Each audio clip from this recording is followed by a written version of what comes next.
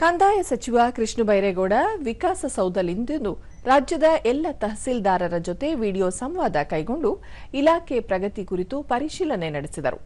ಈ ವೇಳೆ ಅವರು ಭೂ ದಾಖಲೆಗಾಗಿ ಅನಗತ್ಯವಾಗಿ ಸರ್ಕಾರಿ ಕಚೇರಿಗಳಿಗೆ ಅಲೆದಾಡುವುದನ್ನು ಕಡಿಮೆ ಮಾಡುವ ಉದ್ದೇಶ ಹೊಂದಲಾಗಿದೆ.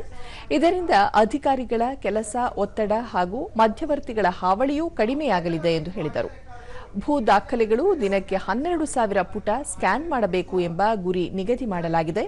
ಆದರೆ ಕೆಲವು ಅಧಿಕಾರಿಗಳು ಈ ಗುರಿ ತಲುಪುವಲ್ಲಿ ವಿಫಲವಾಗಿರುವುದಕ್ಕೆ ಕಾರಣ ನೀಡುವಂತೆ ಸೂಚನೆ ನೀಡಿದರು.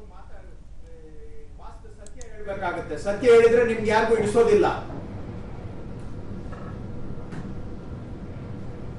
ಎಲ್ಲ ಬರೀ ಈ ತರ ನೆಪ ಕೊಡ್ತೀರಾ ಸುಮ್ನೆ. ಬೇರೆಯವರು ಮಾಡ್ತಾ ಇದ್ದಾರೆ, ಅವ್ರು ಹೆಂಗ್ರಿ ಮಾಡ್ತಾರೆ? ಡಿಸ್ಪ್ಯೂಟ್ ನಿಮ್ಮ ಜಿಲ್ಲೆಯಲ್ಲಿ ಇರೋದಾ? ಇನ್ಯಾರಿಗೂ ಡಿಸ್ಪ್ಯೂಟ್ ಇಲ್ವಾ? ಮಂಗಳೂರಲ್ಲಿ ಒಂದು 30,000 40,000 ಮಾಡಿದ್ದಾರೆ. ಏನ್ ಮಾಡಿಸ್ತಾ ಇದ್ದೀರಾ? ಲೋಯೆಸ್ಟ್ ಅಲ್ಲಿ ಇದ್ದೀರಾ ನೀವು ಇಡೀ ಸ್ಟೇಟ್ ಅಲ್ಲಿ.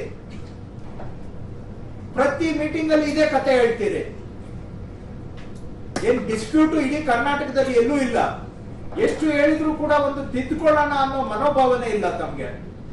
ಅವ್ರ ಆಲೂರ್ನವ್ರು ಹೇಳಿದ್ರಲ್ಲ, ಏನು ಸೆನ್ಸಸ್ ನಡೀತಾ ಇದೆ ಅಂತ. ಆಲೂರು ತಾಲೂಕು ಒಂದರಲ್ಲೇ ಸೆನ್ಸಸ್. ಹಂಗೆ ನೀವು ಮಾತಾಡ್ತೀರಾ ಡಿಸ್ಪ್ಯೂಟ್ ಇರೋದು ಬರೀ ನಿಮ್ ಜಿಲ್ಲೆಯಲ್ಲಿ ಅಂತ. ಇಷ್ಟು ಒಂದು ಮೈಗಳ್ಳತನದ ಉತ್ತರಗಳು ಎಲ್ಲ ನೀವು ಹೇಳಿದ್ದು ಸಿಂಪ್ಲಿಫಿಕೇಶನ್ ಮಾಡಿಫಿಕೇಶನ್ ಮಾಡಿ ಕೊಟ್ಟರು ಕೂಡ ಮತ್ತೆ ಅದನ್ನೇ ಹೇಳ್ತೀರಾ.